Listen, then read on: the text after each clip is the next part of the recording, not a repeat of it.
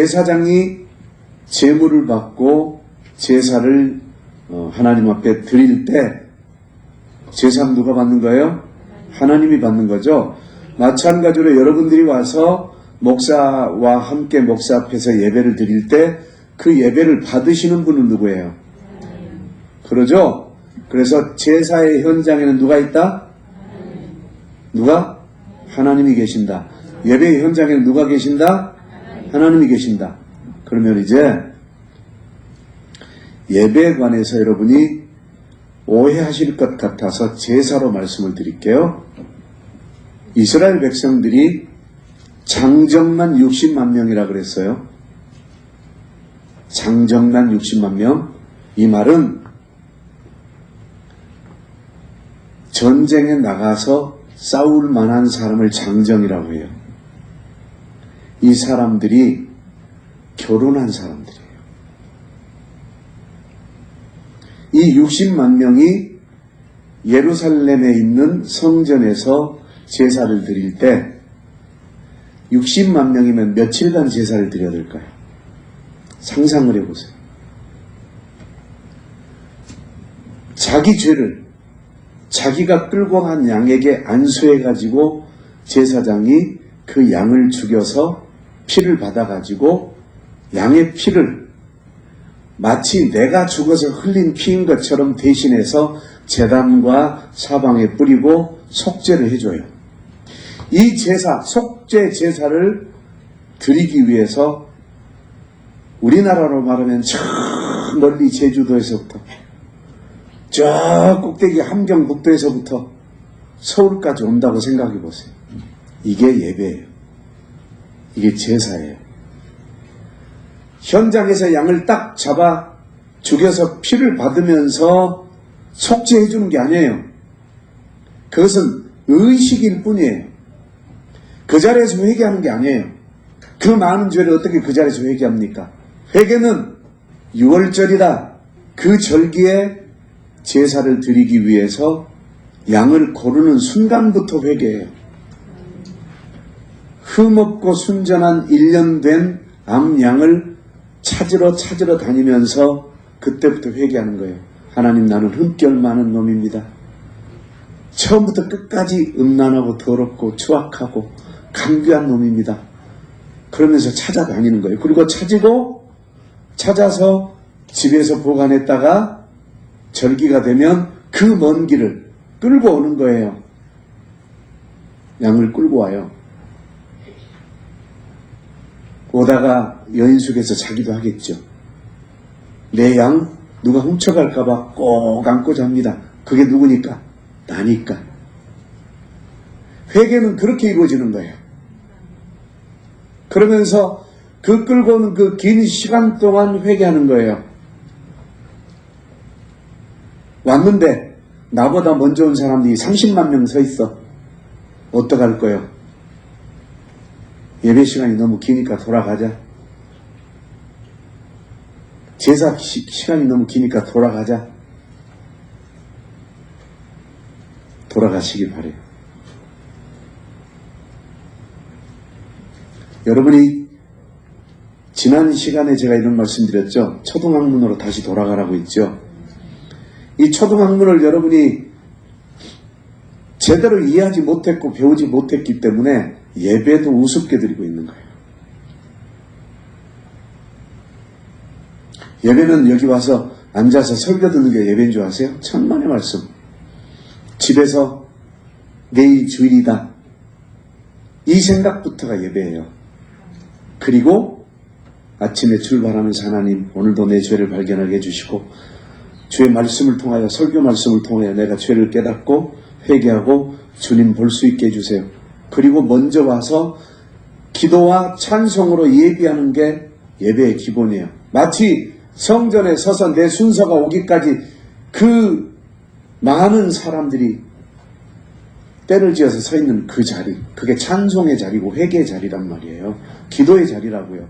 그래서 제사장이 그 양을 가지고 왔을 때 딱 내려다보고 네가 진실로 회개했구나는 어디서? 여기서 회개한 게 아니라니까요. 그 먼 길을 끌고 오면서 주여 눈물로 한 걸음 한 걸음 그 걸어온 그 모습이 보일 때 비로소 네 죄가 사하여졌노라. 여러분, 예배 시간 어떻게 합니까? 시간 맞춰서 오잖아요. 예배 시간 맞춰서 오면서 예배 시간 길다고? 시간 맞춰서 와갖고 그것 좀 길다고 하면 그 전부터 온 사람은 엄청 길었네. 오래전부터 예배 때문에 계속 고민을 했어요. 예배 시간이 너무 길면 내일 직장 가야 될 사람들, 그 직장 지장이 있으니 지혜롭게 해주세요. 이런저런 얘기를 다 듣습니다.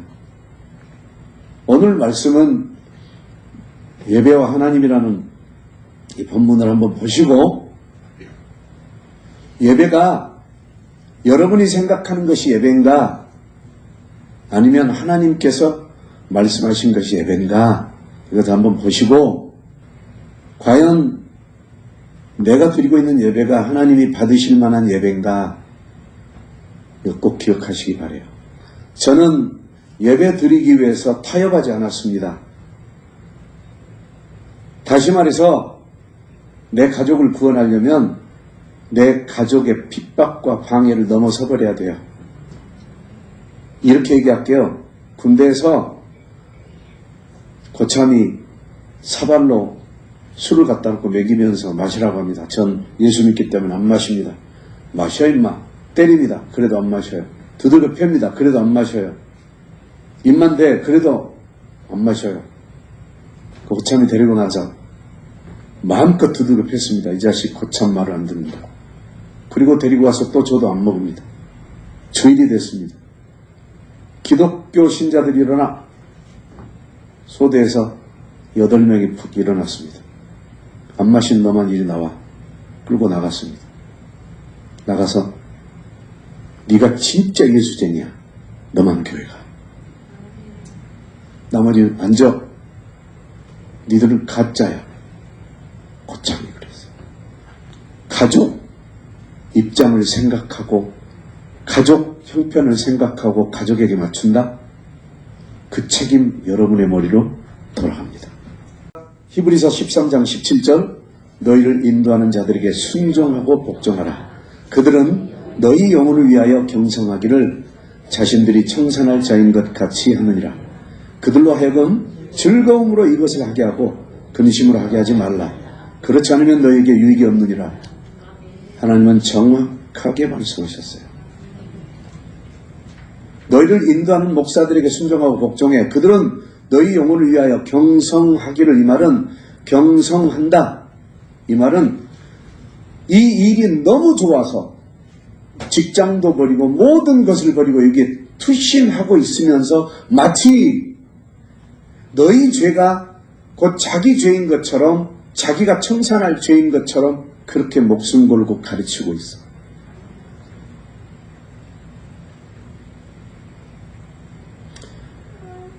제 얘기입니다. 나는 노파심에 찌든 사람입니다. 그래서 한 말 또 하고 한 말 또 하고 한 말 또 합니다. 그러니 설교가 길 수밖에 없습니다. 그러니까 말씀은 좋지만 때로는 싫은 사람이 됩니다. 도대체 왜 짧게 못할까? 왜 구구절절히 풀어나가고 반복해서 설교해야 될까? 누구에게 잘한다고 칭찬받으려고 하나? 이런 오해와 의심과 별의별 조롱의 소리를 다 들어도 저는 그런 것에 개의치 않고 달려나가는 이유가 있습니다. 저는 너무 많은 것을 잃고 살아온 상처가 있습니다. 너무 많이 배신당해본 아픔이 있습니다. 가족에게도 배신을 당해봤고, 친구에게도 당해봤고, 스승에게도 당해봤고, 다 당해봤습니다. 제자들에게도 당해봤고, 너무 많이 이용당해본 서러움이 나를 두렵게 하고 불안하게 합니다. 또다시 나와 내 주변에 닥쳐올 것 같은 두려움이 있습니다. 그래서 나는 각오한 적이 있습니다. 나의 이 아픈 경험으로 우리 가족만큼은, 우리 성도나 내가 아는 사람들만큼은 나와 같은 일을 당하지 않도록 도와줘야 되겠다. 이 다짐을 했습니다. 여러분은 이런 다짐을 하고 살아봅니까? 그게 여러분과 저와 다른 점일 겁니다. 분명 나 같은 사람들이 많을 것이라는 그 아픔, 나처럼 억울함을 당해도 호소할 길이 없고 도움을 받을 길이 없을 사람들에게 내가 조금이나마 도움이 되고 싶었습니다. 하나님은 그것으로 목회를 하게 하셨습니다. 하나님은 목회자마다 다르게 사용하십니다. 그 목회자가 살아온 인생이 그의 전문이기 때문에 그 살아온 인생을 이용하여 사역하게 하십니다. 그에 따라 그 사모와 가족들을 함께 사용하십니다. 다시 말해서 목사와 그 가족이 그 두려움을 가지고 하나님께 엎드리는 모습, 그 불안함을 가지고 하나님 앞으로 나오는 모습, 그 서러움을 가지고 하나님께 호소하는 모습, 그 아픔을 가지고 하나님께 부르짖는 모습, 그 괴로움을 가지고 믿음으로 참아내는 모습, 그 고통과 질병과 어떤 시련과 환난과 그 많은 박해 속에서도 하나님의 처분을 기다리는 모습을 보이게 하신 거예요. 그래서 내가 입원을 해도, 아내가 입원을 해도, 우리 자녀들이 아파도 여러분에게 공개하고 가는 것은 지켜보게 하는 거예요. 어떻게 한가 보자. 이게 목회예요. 잘못 배운 목사님들은 성도들에게 덕이 안 된다고 자기 아픔도 숨기고 가족들 아픔도 숨기고 모든 걸 숨기고 합니다. 그건 잘못됐어요. 믿음의 본을 보이라고 했어요. 믿음의 본은 하나님은 똑같이 질병 주시고 목사야 네가 이겨낸 모습 혹은 네가 마지막에 죽을 때 어떻게 죽는지 성도들이 보고 따라가게 해라. 그래서 알아듣지 못한 사람이 있으면 또다시 설명하고 어떻게 해서라도 알아먹게 해서 제대로 알려주고 싶은 마음뿐이에요. 왜냐하면 그 사람의 고통과 눈물이 느껴지기 때문이에요. 그래서 나는 나를 투신하는 거예요. 그래서 나는 나를 희생하는 거예요. 그래서 나는 나를 내주는 거예요. 그래서 그들이 나를 그들의 구원의 도구로 사용하게 해서라도 답을 얻게 해주고 싶어 합니다. 그래서 나는 나를 버립니다. 나는 나를 그들에게 내어줍니다. 이거 언제 쓴 건 줄 아세요? 오래됐어요. 2009년도에 쓴 것 같아요.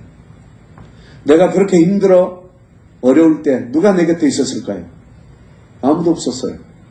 내가 알고 싶어 발버둥 칠 때 누가 나에게 자세히 알려줬을까요? 내가 그렇게 진실하고 싶을 때 누가 정직을 가르쳐줬습니까? 안 가르쳐줬어요. 내가 그렇게 억울하고 원통할 때 누가 갚아주고 풀어줬을까요? 아무도 없었어요. 내가 그렇게 아프고 괴로울 때 누가 위로해줬어요? 누가 격려해줬어요? 내가 그토록 외롭고 힘겨울 때 누가 힘을 북돋아준 친구였을까요? 없었어요. 난 너무나 외로운 정말 불쌍한 젊은이였어요. 내가 나를 포기해버리고 싶을 때 누가 나에게 희망이 되어주고 소망을 불어넣어줬을까요? 내가 울부짖으며 호소할 때 그 누가 관심과 사랑으로 나를 돌봐 주었을까요? 내가 무릎 꿇고 사정하고 내가 눈물로 애원할 때 누가 나를 용서해주고 안심시켜줬을까요? 안 해줬어요. 도리어 자기 잘못이 들통날까봐 더 감춰버리고 속여버리고 내 마음이 굳어지고 실망할 때 누가 내게 해명해주고 사과하고 용서를 구했을까요? 저는 제대로 된 사과를 받아본 적이 없어요. 진심으로 용서해달라고 용서를 나한테 구해본 사람도 없었어요. 왜? 내가 그렇게 만만해 보이니까. 이 말은 나는 늘 내주고 살았어요. 누구도 나에게 위로가 되어주지 않았고 누구도 나의 말을 들어주지 않았고 누구도 나의 진실을 인정해주지 않았고 누구도 나의 편에 서주지 않았습니다. 심지어 내 편인 줄 알았던 사람마저 내 등에 비수를 꽂았고 나를 함정에 밀어넣었으며 나를 자기들의 제물로 사용했어요. 나를 자신들의 희생양이나 혹은 앞잡이로 이용했어요. 목사들마저. 나는 아내에게 서운함이 없을까요? 나는 자녀들에게 서운함이 없을까요? 나는 성도들에게 서운함이 없을까요? 나는 부모에게 서운함이 없을까요? 그래서 듣고 싶은 사과나 말, 받고 싶은 용서가 없을까요? 인간이기 때문에 있는 거예요. 그래서 여러분에게 늘 얘기하고 사는 거예요. 목사님 저 억울함 속에서 어떻게 견뎌내고 있을까? 아, 나도 저렇게 해야 되겠구나. 가르치는 거예요. 마찬가지로 모든 사람이 그런 서운함과 감정에 올매에 걸려가지고 아파하고 신음하고 있다는 사실을 저는 알고 있어요. 아직도 그 진심 어린 사과를 받고 싶고 용서를 받고 싶은 것이 순수한 마음이에요. 제가 얼마 전에 그 친구 얘기했잖아요. 느닷없이 찾아온 친구. 과거에 내 아내가 나를 버렸다가 돌아왔는데 나이 먹고 힘 빠지면 안 그러겠냐? 그런다면 아내가 진심으로 사과했어야 돼요. 이젠 그 친구가 뭐라고 하냐? 건강 가져가지고 안 되면 진짜로 이번에 내가 버려버리겠다고 얘기하는 거예요. 버려버리겠대요. 왜? 마음적으로 치닫는 게 너무 억울하다는 거예요. 무릎 꿇고 싹싹 빌었어야죠. 그래야 뭔가 시원하고 제대로 될 거 아니에요. 오늘 어느 권사님이 전화가 왔어요. 남편이 14년 동안 외도를 하더니 돌아온 지 2년 만에 다시 8년 동안 외도를 하고 있대요. 그것도 바로 옆집 여자하고. 이거 어떻게 해야 돼요? 그래서 제가 남편에게 진심 어린 사과해 봤습니까? 나는 외도해본 적이 없는데요. 바로 그겁니다. 다시 말해서 권사님은 처녀로 시집와서 그런 일이 없기 때문에 늘 자칭 의로운 것으로 남편을 찌르고 협박하지 않았습니까? 했더니 맞대요. 그게 싫어서 남편 떠난 거예요. 계속해서 자기 설명만 하고 자기 항변만 하더니 이 한마디에 맞네요. 제가 그랬네요. 한 번만 더 그러면 가만 안 둔다 그랬죠? 맞대. 그러니 더 정념이 떨어지죠. 오죽했으면 그랬겠냐라고 심정을 이해해 줬다면 다시 갔겠습니까? 그럼 왜 옆집 여자는 그럴까요? 보란듯이 당신만 사과받으려고 하지 말고 당신이 싫어서 딴 여자를 찾아간 그 심정을 이해하셔. 우리는 너무 자칭 의로워요. 너무 자칭 의로워.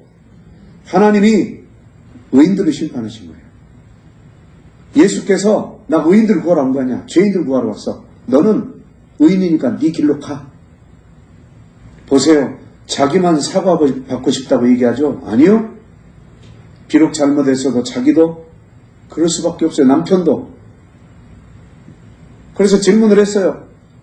질문했더니 결혼 초기부터 나는 처녀로 당신한테 왔기 때문에 당신 눈 돌리면 가만 안 둬. 계속 괴롭힌 거예요. 나는 처녀야, 나는 처녀야, 나는 의로워, 난 깨끗해. 못된 크리스찬들이 바로 그 짓거리 하고 살고 있는 거예요. 어떻게 나한테 전화했냐 그랬더니 어디 대전에 있는 어느 사모가 나한테 소개를 했대요. 그 사모가 누군데? 알고 봤더니 우리 교회 개척했을 때 밀양에서 자기 엄마랑 찾아온 딸이 있었어요. 그 딸에게 성령께서 갑자기 너 사모 되겠다 그랬는데 진짜 사모 됐어요. 그 사모가 목사님께서 예언하신 대로 내가 사모가 됐으니 권사님 그 목사님께 통화를 하면 답을 얻을 겁니다. 이런 억울함과 아픔을 겪고 살아온 나의 연약하고 두려운 심정이 나를 높아심의 노예가 되게 하는 거예요. 이런 시련과 고난을 겪은 나는 내가 사랑하는 주변인들이 나와 같은 시련과 고난에 빠질까봐 조급한 나머지 말할 수 있을 때, 가르쳐 줄 수 있을 때 더 해주려고 하는 거예요. 왜? 저는 영혼을 많이 놓쳐봤어요. 길가에 계신 할아버지, 그 할아버지께 아유 많이 힘드시죠? 그리고 음료수 사드리고 그러면서 그렇게 끝냈어요. 왜? 내일 또 볼 줄 알고. 근데 그 다음날 돌아가셨더라고. 복음을 못 전해버렸어요.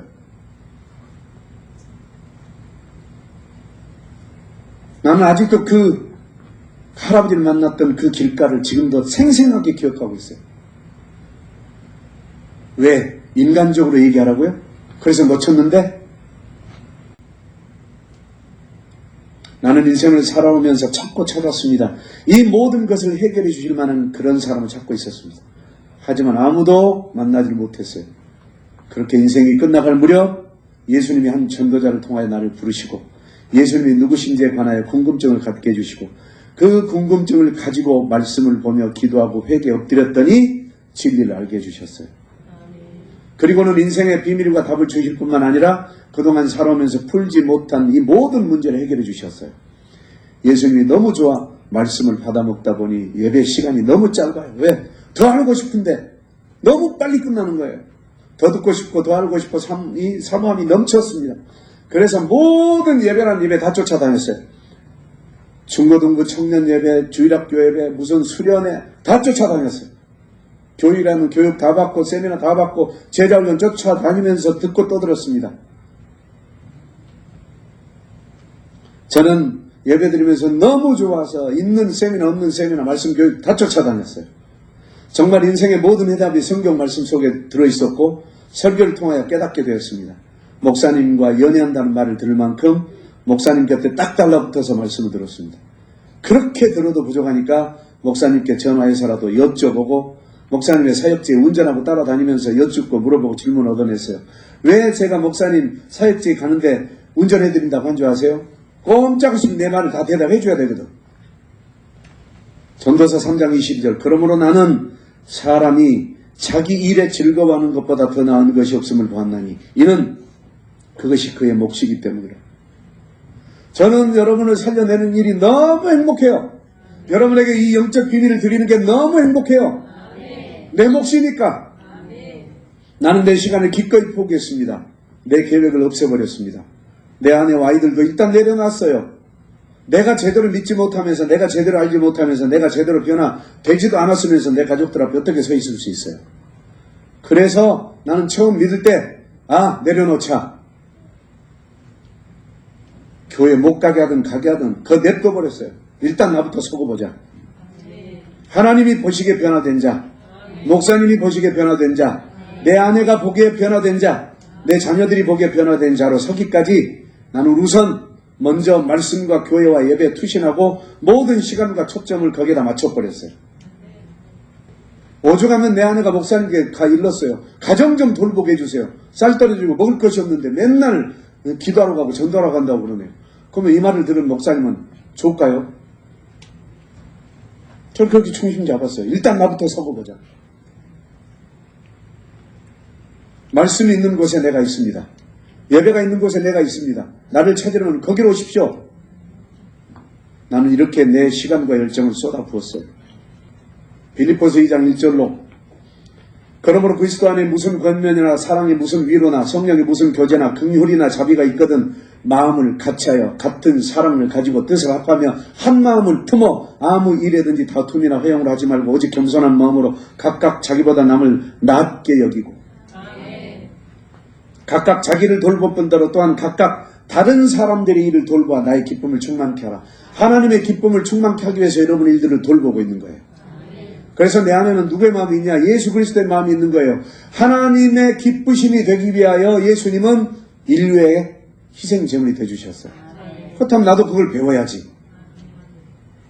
그는 근본 하나님의 본체시나 하나님과 동등됨을 취할 것을 여기지 아니하시고 오히려 자기를 비워 종의 형체를 가지사 사람들과 같이 되셨고 마찬가지로 나는 목사이지만 일반 성도들과 같이 되어주는 것은 아무쪼록 여러분의 모양으로 나타나서 여러분의 그 속에서 여러분의 심정을 이해하고 그것을 치유해 주려고. 주님이 하셨으니까. 이제 나를 돌아보며 우리 성도들도 돌아봅니다. 내가 그렇게 열정적으로 복음의 귀를 기울인 것처럼 나는 우리 성도들도 그렇게 들어줄 줄 알았습니다. 이건 오늘부터 쓴 얘기예요. 나는 우리 교회 성도들의 열정이 나와 같은 줄 알았어요. 내가 그렇게 쫓아다니면서 믿었기 때문에 나 다 그런 줄 알고 보세요. 나보다 남을 더 귀하게 여겼어요. 다 나와 같은 줄 알았고 나처럼 말씀을 사모하며 들은 말씀으로 인생의 억울함과 괴로움을 해소하고 있는 줄 알았어요. 그래서 나는 신이 나게 복음을 부어줬어요. 반드시 나처럼 다시 살 것이며 반드시 나처럼 영이 회복되고 반드시 나처럼 하나님의 사역자가 될 거라는 소박한 믿음 하나로 여러분 이끌고 달려왔어요. 내가 그렇게 할 수밖에 없는 이유는 바로 나 한 사람이 변화되면 된다는 이 답을 가졌기 때문이에요. 내가 망할 놈이 되니까 집안 전체가 망하더라고요. 내가 흥할 분이 되니까 집안 전체가 흥하더라고요. 모든 건 나한테 있더라고요. 2002년 3월 30일까지 나는 당연히 죽어야 할 죄인 중에 괴수였습니다. 왜? 2002년 3월 30일 그 이전 시간까지 나는 내 시간대로 살았고 내 계획대로 살았고 내 주변인들의 계획에 맞춰서 나를 혹사했던 사람이에요. 거기에 내 인생에 답이 있는 줄 알았습니다. 하지만 마지막 종착역은 죽음뿐이었어요. 그래서 죽어도 천국 영생을 주시는 예수님을 만났다면 모두 다 잃어도 얻은 거라는 확실한 믿음이 생겨버린 거예요. 시작. 나는 아내를 포기했고 자녀들을 포기했으며 직장을 포기했고 주변 지인들을 포기했습니다. 그들은 내 인생에 도움인 듯한 장애물이었어요. 그들은 친긋한 듯한 부담이었으며 그들은 소망인 듯한 절망이었어요. 인생에 도움인 듯한 장애물이었다니까요. 아주 친한 친구인 것 같은 부담이었고 내게 뭔가 주고 될 것 같은 소망인 듯한 절망이었어요. 하지만 예수님을 선택하고 말씀을 선택했던 나는 그 말씀대로 변화되기 시작했고 회복됐습니다. 그리스도 예수의 사람으로 다시 조직됐어요. 그랬더니 다시 조직됐더니 보이지 않던 예수님은 나의 삶의 변화로 나타나 주셨고 능력 없이 느껴졌던 예수님은 모든 능력자로 내 생활 전반을 통하여 드러내 주셨어요. 내가 포기했던 아내, 더 아름다운 아내로 돌아왔고 내가 포기했던 내 자녀들, 더 아름다운 자녀들로 돌아왔고 내 주변인들과 관계가 이전보다 더욱더 좋아졌습니다. 그래서 예수님이 진정한 소망이었고 정답이라는 사실을 깨달았어요. 여기서 알 것은 나는 변화되어 좋다고 하는데 만약에 내 아내나 내 자녀들이나 주변인들이 아니라고 한다면 그건 그들이 나처럼 그들이 나만큼 변화되지 않았기 때문인 거예요. 여전히 자기들은 그 자리에 있으면서 자기의 시각으로 나를 보기 때문이에요. 그런데 감사하게도 내 아내, 내 자녀들 아름답게 변화되어서 나를 누구보다도 칭찬하고 나를 누구보다도 높이고 지금도 똑같이 그래요. 우리나라 대통령은 당신이 돼야 되는데 아빠가 돼야 되는데 왜?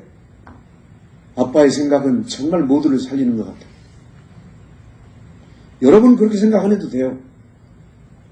내 아내는 어딜 가도 어느 목사님을 만나도 우리 목사님이 최고라 그러고 우리 목사님의 설교가 최고라 그러고 제가 제일 은혜 받는다 그러고 그래서 내가 바뀌면 나를 보고 있던 내 아내도 바뀌고 내 자녀들도 바뀌는 거예요. 근데 내가 아무리 교회 다녀도 바뀌지 않는다면 교회 다녀도 쓸데없구만.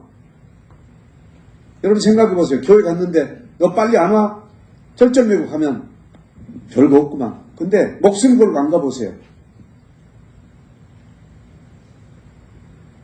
예를 들어서 목숨 걸고 안 갔는데 두들겨 맞았다고 합시다.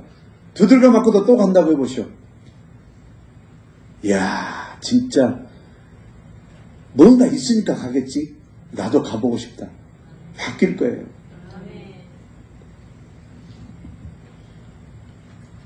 나는 변화되어 좋다고 하는데 따라오기 힘들고 함께 가는 게 벅차다고 하면 우리는 거기에 맞춰져야 됩니까? 천만의 말씀. 여기까지 올라오기까지 얼마나 힘들게 어떻게 올라온 자리인데 내가 믿음 없는 그들에게 맞춰주기 위해서 다시 내려간단 말이에요. 어리석은 짓 하지 마세요. 예수님 뭐라고 했어요? 주여 내가 내 아버지를 장사하고 주님을 따르게 하소서. 아니 그냥 너는 나를 따라. 죽은 자들에게 장사하게 하고 너는 나를 따라. 이 말은 너는 가면 그 자리에서 죽어. 침몰돼서 죽어. 네 가족에게 맞추면 죽어. 살아있는 너나 제대로 믿어. 살아있는 네가 제대로 믿어서 그 믿음 가지고 가서 네 아버지를 다시 살려. 아직 안 죽었으니까. 내 아버지를 장사하고 따르게 했어야지만은 아버지 죽을 때까지는 아버지의 뜻대로 따르다가 아버지 죽고 나면 주님 따르겠습니다. 이 말은 그때 당시 유대인이었기 때문에 율법주의자였기 때문에 유대교였기 때문에 기독교를 내가 못 가겠습니다. 아버지가 돌아가시면 내가 가겠습니다. 우리 형님이 그래요. 우리 형님이 아니 처음에는 히히히로 잘하더니 갑자기 뭐라고 하냐, 엄마가 교회 못 다니게 하고 예수님 못 믿게 하니까 엄마 돌아가실 때까지만 우리가 조용히 있다가 엄마 돌아가시면 믿자. 난 그렇게 못해. 형, 나 그렇게 못해. 우리 하나님은 참 놀라우신 분이십니다. 나부터 변화되고 온전하게 되게 하시려고 모든 것을 포기하여 새 사람이 되게 하셨습니다. 그리고 포기했던 모든 사람을 새 마음 새 정신으로 다시 보게 하여 주시고 이전보다 더 좋은 관계를 갖게 하셨습니다. 잃어버린 것에 100배를 돌려주셨고 모든 억울함과 원통함은 다 풀려버렸고 도리어 용서하고 배려하고 위로하며 나 같은 자를 살리는 사역자로 바꿔주셨어요. 그래서 나는 우리 성도들도 그렇게 될 것이며 우리 성도들이 그런 복을 받아 누리길 바라며 전심전력으로 내가 받은 은혜를 나눠주고 있는 거예요. 그래서 나는 항상 기쁨으로 설교를 준비하고 진심으로 설교를 준비하며 반드시 변화될 것을 믿고 설교를 준비하고 나보다 더 큰 복 받기를 기원하며 설교를 준비하고 있어요.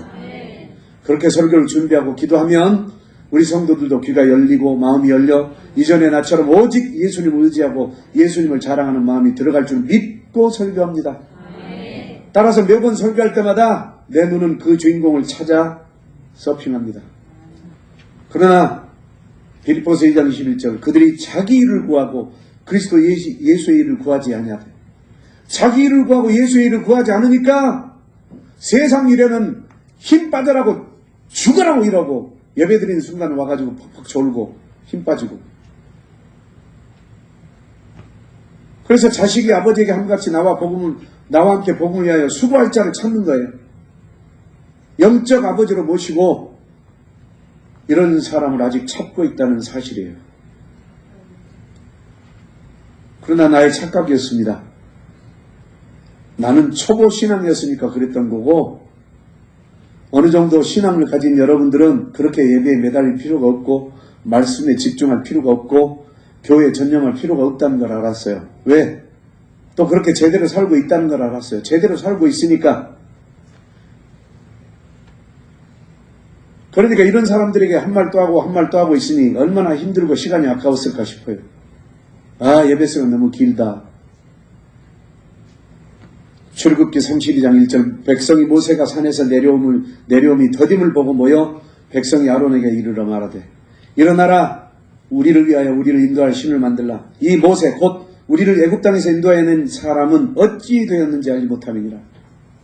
보세요. 모세가 시내산에 올라갔다가 늦게 내려오니까 그 시간 좀 길다고 우상 숭배해가지고 재앙 받아버리잖아요. 나는 우려합니다. 예배 시간 길다고 말하는 사람들을 모세가 시내산에서 늦게 내려온다고 원망하다 멸망당한 족속들처럼 예배 시간을 타박하다 재앙을 당할까 두렵습니다. 그래서 나는 예배 시간을 조정할까 합니다. 왜? 못 알아먹으면 나중에 알아먹으면 되지만 원망하다 죽어버리면 안 되니까 예배 시간 조정할 겁니다. 하지만 전하는 말씀은 다 전할 거예요. 단지 미안하지만 듣지 못할 겁니다. 안타깝지만 깨닫지 못할 겁니다. 그 이유는 자기들의 소원대로 됐기 때문에 더 이상 듣지 않을 뿐더러 들리지도 않을 겁니다. 내가 원하는 대로 예배시간 짧아졌으니 이제는 내 목적을 이루기 위한 시간이 빨리 다가오는 것이기 때문에 내 계획대로 나갈 시간이 빨리 오기 때문에 예배보다 그것에 더 집중하게 되거든요. 저는 경험자여서 그래요. 그런데 예배가 길어버리면 아예 포기하고 예배드리거든요. 내가 그랬거든요. 그러니까 나는 살리는 방법이 그래요. 듣지 않으려는 자들은 말하지 마라. 그만하라고 합니다. 들을 자들은 더해주라. 멈추지 말라 합니다. 짧은 시간에 알아듣는 이도 있고 길게 말해 알아듣는 이도 있습니다. 언제 어느 타임에 구원의 복음을 얻을지 모릅니다. 그것은 전적으로 하나님의 주권에 달려 있습니다. 그래서 여러분의 모든 형편 다 압니다. 그러나 우리 교회의 형편은 달랐어요. 개척했을 때부터 달랐어요. 그 시간에도 알아듣지 못하면 따로 찾아와서라도 알아내고 바뀌려는 의지가 있어야 합니다. 그러나 아무도 찾아오지 않습니다. 그것은 자기들의 습관대로 믿고 있기 때문입니다. 성경은 가르치십니다. 예수님께 나아오는 자를 고치시고 구원하셨습니다. 이제 예배 시간을 조정합니다. 듣고 싶어하는 사람은 들을 것이며 자기 시간에 맞추는 사람은 그렇게 들을 것입니다. 하나님보다 자기를 더 소중하게 여기는 사람은 선포되는 말씀보다 자기 시간에 더 충실할 것입니다. 왜? 자기가 신이기 때문에. 이런 말도 압박으로 들릴지 모르지만 그것도 자기 마음에서 나오는 소리니 자기 판단일 것입니다. 이런 말이 하나님의 귀하신 은혜로 들려야 되는데 그건 알아서 들으시기 바랍니다. 하나님보다 자기 계획, 자기 생활이 우선인 사람은 예배 시간을 탓할 것입니다. 믿음 있는 사람의 말은 아닙니다. 저는 숫자 놀이하는 목사가 되기 싫어서 고집하며 복음을 전했습니다. 다시 말해서 그 교회 예배 짧다더라 가봤더니 25분 설교하고 가요. 성도들이 바글바글해요. 나가면서 바로 껌 씹으면서 바로 예수님과 상관없는 언어들을 쓰고 나갑니다. 변화된 것 없습니다. 나는 전국에 다니면서 이런 교회들을 너무 많이 봤기 때문에 숫자 많은 교회보다 여호수아 갈렙을 만들자. 디모데를 만들자. 저는 그 심정으로 여기까지 달려왔습니다. 1시간 예배 드리고 나머지 시간을 자기 시간으로 쓰기 원하는 사람. 그 1시간의 예배가 얼마나 의무적이며 답답한 시간이었을까요? 이런 사람은 10분을 드려도 그 10분도 아까워하는 사람입니다. 하나님이 사람의 시간에 맞춰주면 하나님은 그 사람의 종입니다. 사람이 하나님께 맞추면 그 사람은 하나님의 자녀입니다. 하나님이 맞춰주면 계속해서 더 맞춰달라고 하겠죠. 그러면 나중에는 하나님 내 마음 아시죠? 교회 안 나가도 하나님이 내 마음 아시는 내 마음이 있는 거 아시죠? 이렇게 하면서 교회 안 나가죠. 전도해보세요. 이런 사람 많아요. 제가 교회는 안 나가도 마음속에 예수님 계십니다. 웃기고 있네. 여전히 하나님을 종 부리듯 부려먹으려는 인간들아, 제대로 믿으려는 마음이 없으니 예배 시간을 탓하지. 그렇게 주고 싶어하는 목사의 심정을 한번 이해해 봤어요? 목사 입장에서 한번 생각해 봤어요? 오로지 자기들 입장.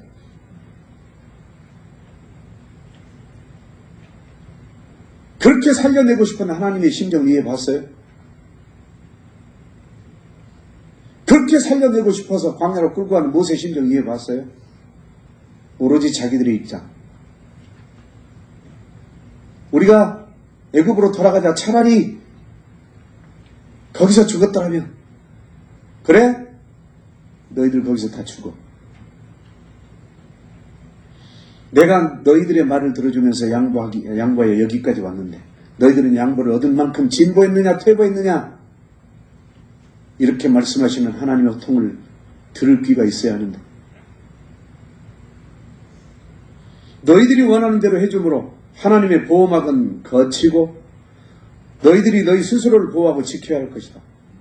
그럴 자신 있으면 원하는 대로 할 것이며 그것을 구해라. 하나님이 이렇게 호통치고 있다면 들을 귀가 있어야 돼요.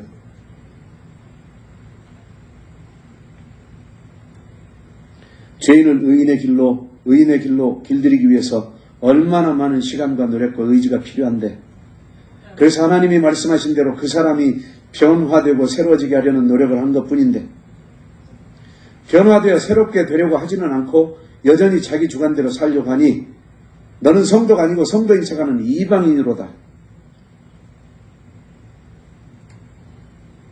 예레미야 5장 30절, 이 땅에 무섭고 놀라운 일이 있도다. 31절, 선지자들은 거짓을 예언하며, 이 말은 세속적인 인본적인 설교를 하며 제사장들은 자기 권력으로 다스리며 자기 마음에 맞도록 성도들이 이끌고 내 백성은 그것을 좋아하니 마지막에는 너희가 어찌하려느냐?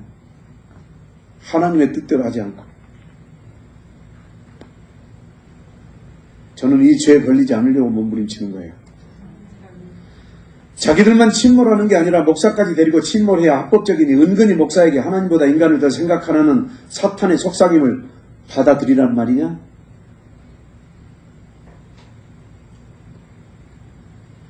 하나님의 책망이에요. 길 들여지려고 노력은 하지 않고 길 들이려는 자를 도리어 장애로 여기니 그 책임을 지라 하면 어찌할 건가? 모세가 광야에서 이끌 때 모세에게 항변했던 그 자들 책임지라 해서 다 죽여버렸어요. 목사를 성도들에게 길들이러 가지 마십시오. 성도는 하나님이 길들이려 해도 길들여지지 않은 짐승입니다. 하물며 목사에게 길들여지겠습니까? 마치 광야에서 불평하는 이스라엘 백성들과도 같으니 그 교묘한 원망을 들으신 하나님 앞에 어떻게 하실랍니까? 이제 살만하니 자기 목소리를 내는 거 아닙니까? 시작! 백성이 모세가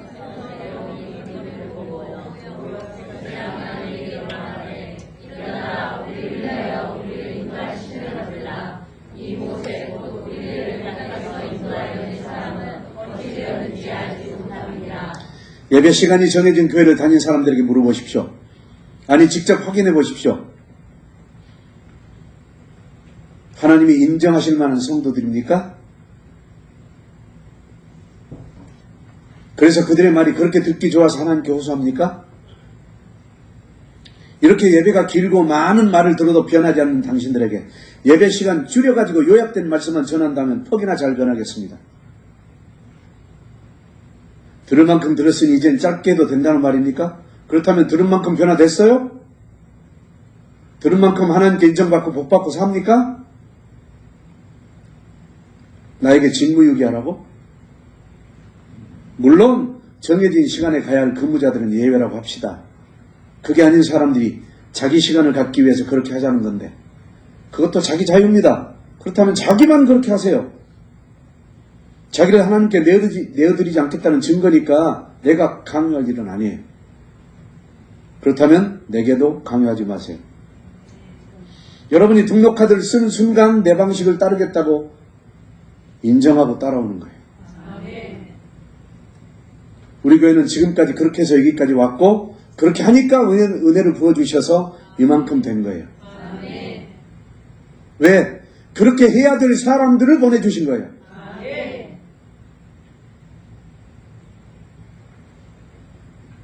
돌아보십시오. 당신들이 얼마나 타락했고 얼마나 부정한지 돌아보십시오. 양심이 찔려도 대충 얼버무려버리고 변하지 않고 넘어가려는 당신의 더러운 양심을 보십시오. 이제 살만하니까 교묘의 모든 자리에서 벗어난 당신의 지금의 상태를 돌아보라고요. 돈이 떨어지니까 돈 있는 곳으로 달려가는 당신, 하나님보다 돈을 더 섬기는 당신, 하나님보다 다른 사람과 관계를 더 중요하게 여기는 당신, 당신들의 이 더러운 양심을 회개하는 순간 너 이제 내 수준이 됐다고 하나님은 예배 시간을 단축시킬 것입니다. 오죽하면 이 종을 통해서 그렇게 호소하시며 애통해 하실까요?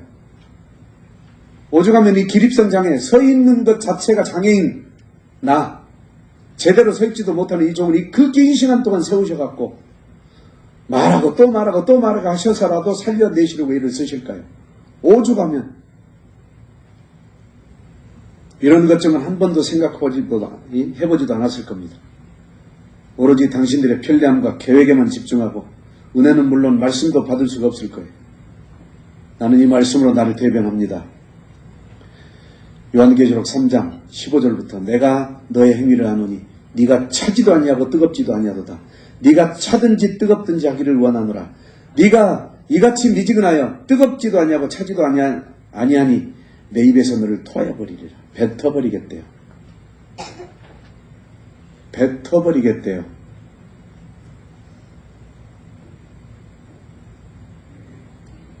네가 말하기를 나는 부자라 부요하여 부족한 것이 없다 하나 내 곤고한 것과 가련한 것과 가난한 것과 눈먼 것과 벌거벗은 것을 알지 못하는도다. 미안해. 너는 껍데기뿐이야.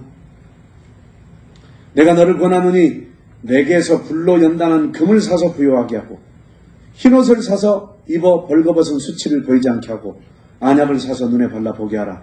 금이 뭐예요? 말씀의 말씀. 흰옷, 회개. 아니야, 율법이에요. 계명. 계명이 눈을 밝게 한다 그랬죠. 무릇 내가 사랑하는 자를 책망하여 징계하노니 그러므로 네가 열심을 내라. 회개하라. 볼지어다 내가 문 밖에 서서 두드리노니 누구든지 내 음성을 듣고 문을 열면 내가 그에게로 들어가 그와 더불어 먹고 그는 나와 더불어 먹으리라. 이기는 그에게는 내가 내 보좌에 함께 앉게 하여 주기를 내가 이기고 아버지 보좌에 함께 앉은 것과 같이 하리라. 귀 있는 자는 성령이 교회들이 가시는 말씀을 들을지어다. 예배 시간 짧게 해준다고 교회 나온 사람은 전도해도 너 같은 사람 전도할 거야. 예배 시간 길게 해도 변화되지 않는 자야. 예배 시간 짧게 한다고 네가 깨닫겠냐? 많은 말을 하여도 듣지 못하는데 적게 말한다고 들을 소냐? 한마디에 바뀌면 10마디 할 필요가 없고 10마디에 바뀌면 100마디 할 필요가 없어. 1000마디에 바뀌지 않는 자가 어떻게 100마디에 바뀌겠어요?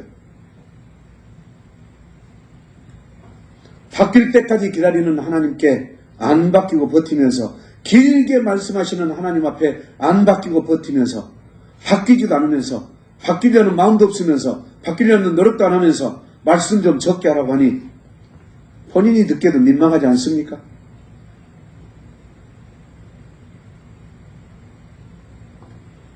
성령께서 예배를 통해서 말씀하신다면 그 예배를 싫어하는 것은 곧 성령님의 말씀을 거부하는 것이고, 성령님이 우리 교회에 이런 방식을 택하셨다면 우리가 길다고 불평하는 것 자체가 하나님의 뜻을 거스르는 것이 아닐까요?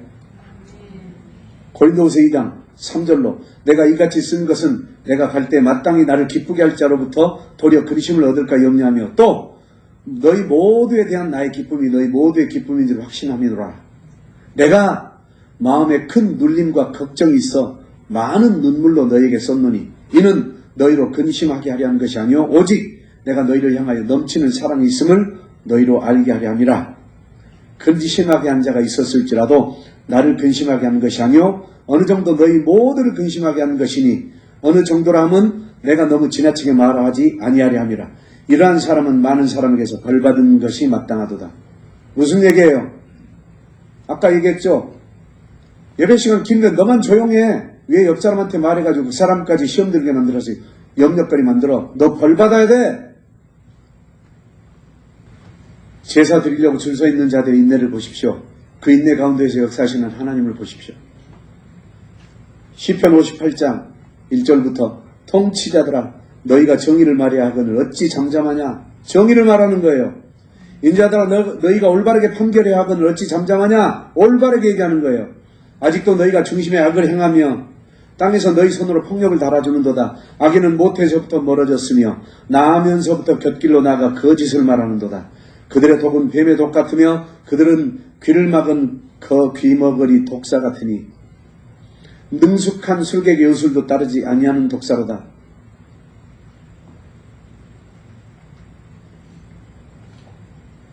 이사야 59장 2절 오직 너희 죄악이 너희와 너희 하나님 사이를 갈라놓았고 너희 죄가 그의 얼굴을 가려서 너희에게서 듣지 않으시게 함이니라.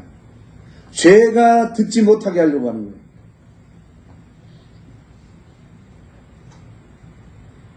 내가 또 너희 위에 파수꾼 목사를 세웠으니 나팔 소리를 들으라 설교를 들으라. 그들의 대답이 우리는 듣지 않겠노라 하였도다. 저는 우리 교회 예배를 참 행복해 합니다. 너희를 인도하는 자들에게 순종하고 복종하라. 그들은 너희 영혼을 위하여 경상하기를 자신들이 청산할 자인 것 같이 하느니라. 제 심정입니다. 저는 이 일을 즐거움으로 하고 근심으로 하지 않고 있습니다. 그렇다면 사모는 여러분의 이야기를 들어주고 여러분의 편에 서서 얘기하는 사람입니다. 그게 사모의 입장이에요. 목사는 그 얘기를 듣고 충분히 소화한 다음에 교훈하고 책망하고 바르게 하고 의로 교육하는 거예요.